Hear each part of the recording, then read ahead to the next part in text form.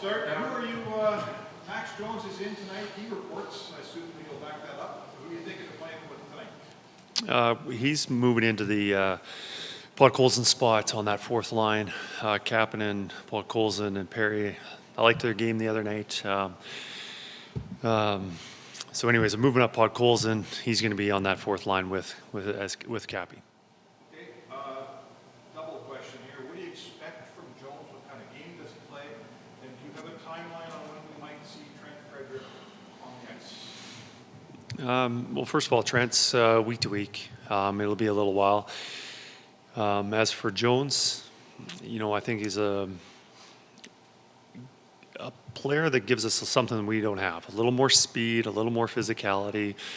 Really simple game, but guy that gets in on the forward check makes it a little more uncomfortable for the opposition D. Our hit total should be up a little bit more, so maybe I'll get fewer questions from Ryan about that. But we'll definitely that's what we expect from him.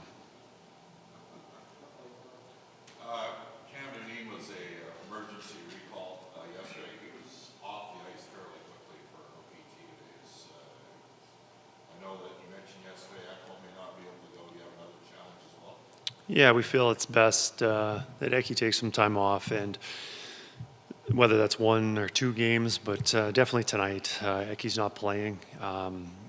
Klingberg's not available tonight, too. He has a minor injury that he'll be back very soon. So right now, called up Cam as emergency, and he will be playing tonight. Clarify, that meant Jeff Skinner's coming out of the lineup. That's right. Stuart Skinner between the pipes? Yes. The Montreal Canadiens are riding a season-high 5-game win streak. In the tapes leading up to today, they've put up 21 goals. Where does the biggest challenge lie in terms of defending their offense right now?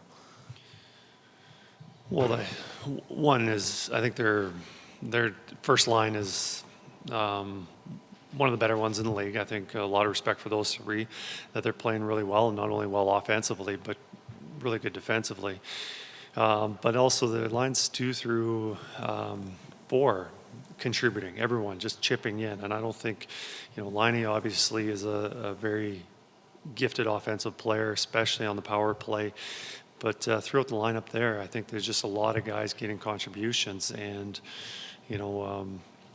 it's important for our 4 lines being able to match that level of play.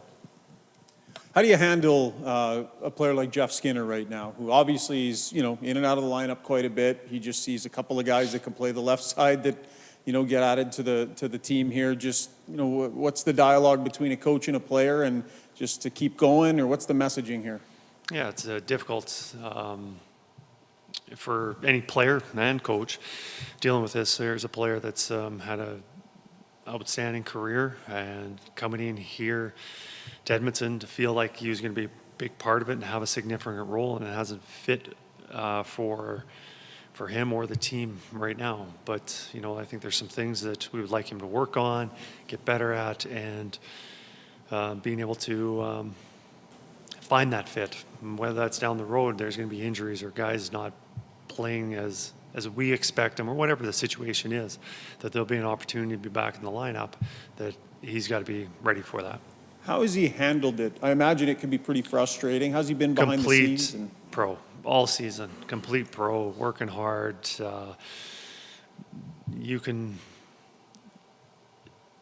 never happy. You never want a player being happy with it, but he's